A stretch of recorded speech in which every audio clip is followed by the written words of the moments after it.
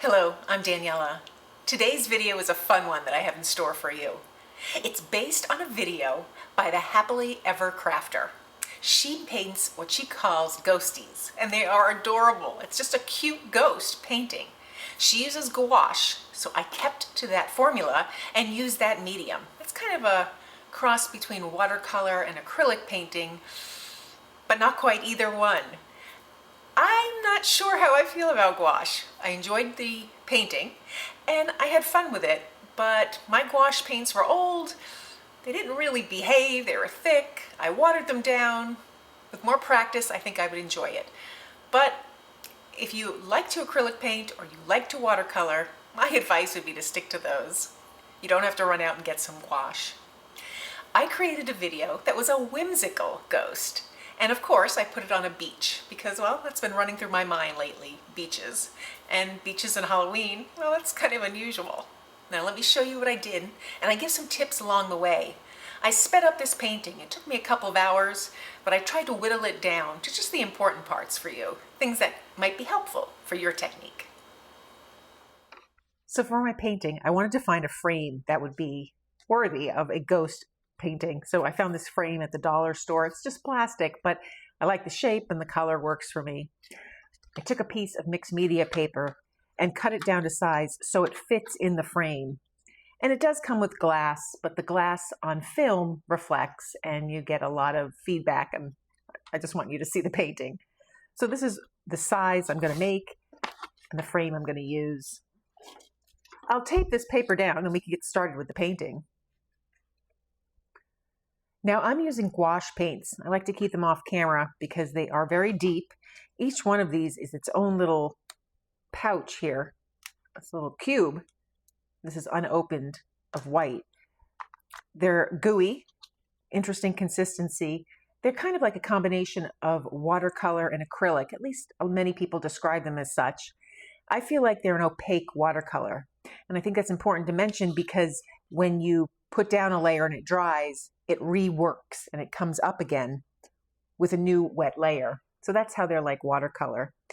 They're also opaque, like acrylic paints, so you can't really see through them, but it gives interesting effects. So I'm going to try and use these today. These aren't my favorite to work with. I just prefer either acrylic or watercolor. Gouache is somewhere in between. So I have watercolor pencils, and the first thing I want to do is create a light sketch of what I want to paint. I want to do a ghost at the beach, kind of something whimsical. So I'll put the horizon line up here, and then the beach, just to show it here, and then my ghost. So I kind of just create that ghost shape. And I want to make him whimsical, so I think I'll make him flying a kite. Make a quick little sketch here. Something like that. And I use watercolor pencils so that regular colored pencils wouldn't repel the gouache. You can just use standard pencils as well. Now, when I paint the background, I can paint the background entirely and then paint the ghost on top. But I'm going to try and avoid doing that just because I know the white from the gouache isn't going to really show up as well as I want. So the first thing I'll do is mix some color. I'll take a little blue and some white, and I'll start working on that horizon line. I want it to be the lightest part, closest to the horizon, just for that sky. Now as I go up, I'll introduce more blue. Now the beauty of the sky is I want it to look like there are clouds. So I just want to get a nice blend, and then I can let that dry before I add the cloud layer. So the next stage I want to do is add the ocean here, the water background. And to do that, I have some purple, some dark blue, and some of that regular blue. And I'll start that line right here, just at the horizon. And then just like with the gradient, I want it to come down and get lighter as we get closer to shore. For the shoreline, I want a little bit of a light grayish blue. So I have some white here take a little black and then I'll mix in a little blue. There we go. Can add a little more white. And so this is going to look like wet sand. That'll be the transition from where the waves crested against the beach. In the beginning, it doesn't have to look so neat. It's the beauty of this is you can just add layers to really tighten it up. So I'm going to finish this water where it meets the wet sand, again with going in with some blues. Coming right to the edge of that ghost.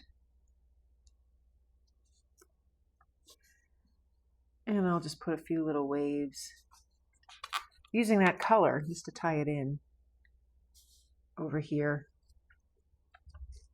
Okay, so it's a little bit of a mess at this point, but it's still working quite well. I want to lay the color down now on the beach. Just some sand color. I have a yellow ochre here and the white. There we go. And now I'll just play with this. Again, creating our beach. So now that I have the beach laid out, I want to add a little bit of shadow to where the water and the sand will meet. So I'll take some of that deep yellow ochre here and just creating a little space between the edge. Change my brush. I'll just create a little bit of that, just a little shadow.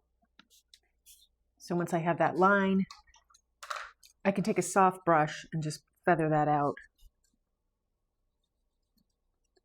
It just gives a nice little blend. This brush is completely dry. And now I want to go in again with that yellow ochre and just create some little shadows in the sand, just like they would be on a beach from the wind and the shells. It's kind of starting to come together.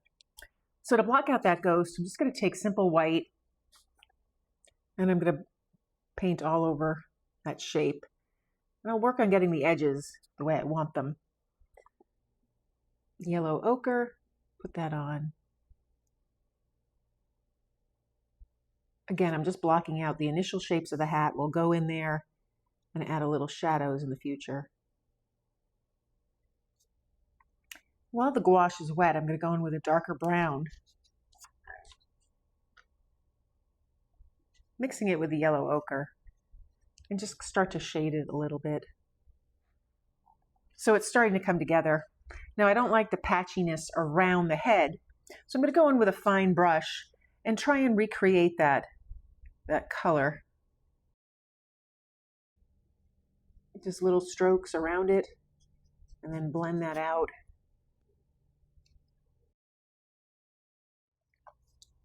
So now I want to go and just tidy up the water here. I have my different deep shades and it kind of looks a little tumultuous in the water, which is what I'd like. Now I want to add some white caps and maybe some more blends and shadows. I have a round brush. I'm going to go in there with some white, tap off most of it, and just come across some areas here. Again, just following the idea that it's surf. So I don't want to leave the white just as it is. I want to shadow it. So I'm going to take the colors that I used in each of the sections and play with it. So for this one, it would be the yellow ochre.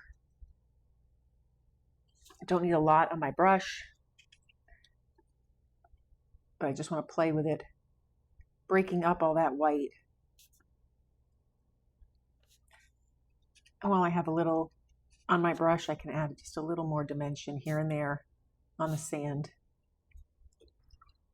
And I'll do the same with the water. So now that my ghost is mostly dry, I just want to go in and add some shadows and carve out the quasi arms. So I want this to look like he's holding something. So his arm will be here, and he'll be draped here. So first I want to play with that ghost, get him shadowed. So for shadows, typically it's gray and blues, something cool color. So I'll take just a little bit of blue could take a little purple as well, and then I'll mix it with the white. But it'll have good contrast with the white we've already painted down. So I'm going to take a little brush, take a little of that, call it darker white, that blue white, and I'm just going to paint over here. A little shadow underneath the hat, feather it out. Take a little white on my brush as well, just to get a smooth blend. No harsh lines on the shadows.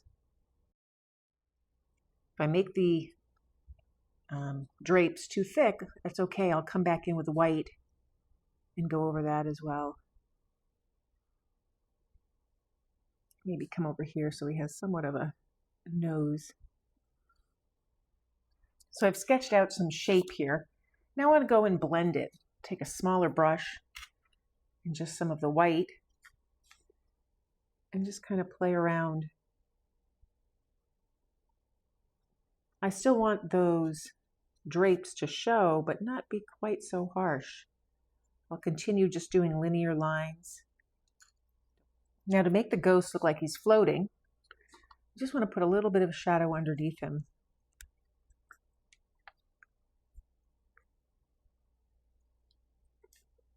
Like that. So I'll take a little black and add that to our darker white that we used for the ghost. And that's pretty good. So I can just come around here and create that shadow. And then just to add shadow to the shadow, I'm adding a little more black, and closest to the ghost, I'll blend it out.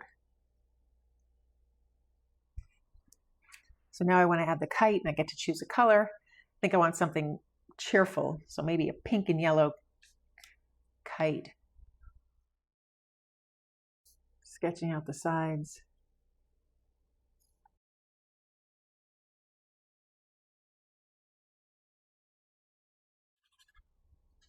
Just to brighten it up, I'll add a little bit of light pink here. I want to add a little rope, and if I use white, it'll blend right in with the ghost. So I think I'll go back to that yellow ochre, mix in a little white with that.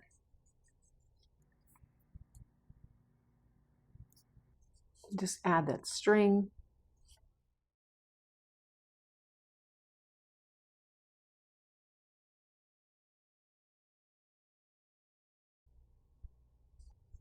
And I'll just shadow a little bit of the rope here and there.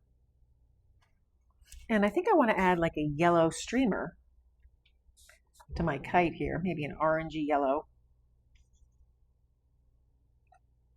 I think I'll add a little more yellow to that. It looks too much like that yellow ochre color.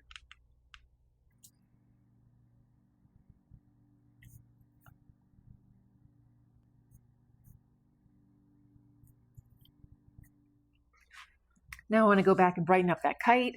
So there's a lot of fine tuning to be done here. This is where it gets really personal.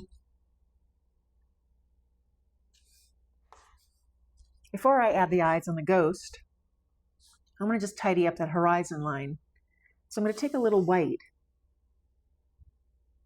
and just trace that line. Makes a little bit of a clear divider. So now it's time for the eyes. The eyes are so expressive, I want to get them right. I want them kind of to be looking up at the kite.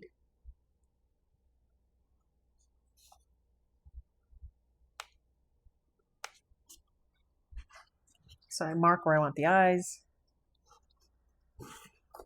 And then I'll go in with a very fine brush.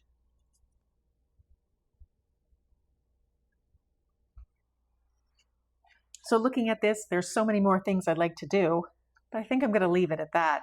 I could shadow underneath the shadow a little more. I could blend over here. I think I might just put a few little specks in the beach. So that's my take on the vintage ghost, kind of cottagecore theme, where the ghost is doing something unexpected. I'll let this dry, and then I'll show you it in the frame.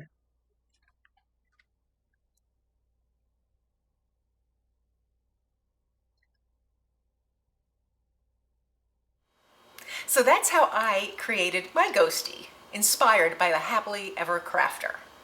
Her ghostie is adorable, mine's a little different, and I kind of think that's really fun to have all these different ghosts, or ghosties if you like.